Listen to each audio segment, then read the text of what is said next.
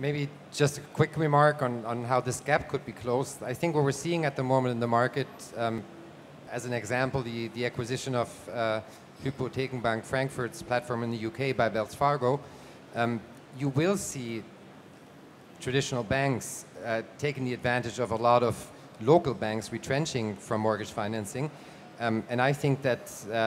quite expectable that not a small part of that gap will be filled by new entrants to the market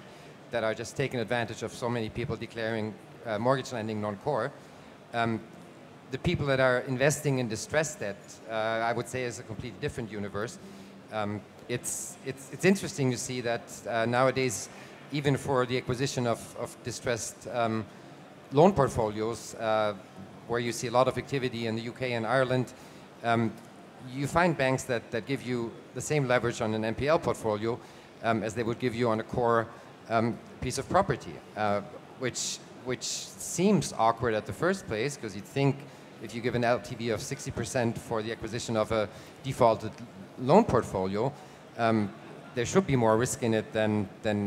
financing a core office building. So there is risk appetite for certain parts of financing. It's not,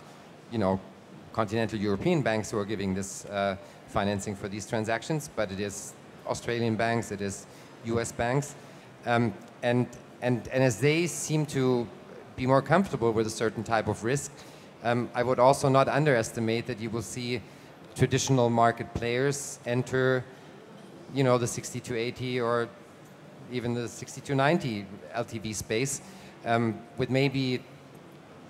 a lower margin than a mezzanine would take. Because I think mezzanine will be very difficult as so much equity has been raised, and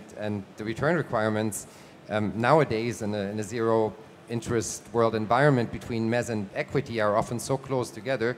that I believe it will be difficult to find the sweet spot for mezz.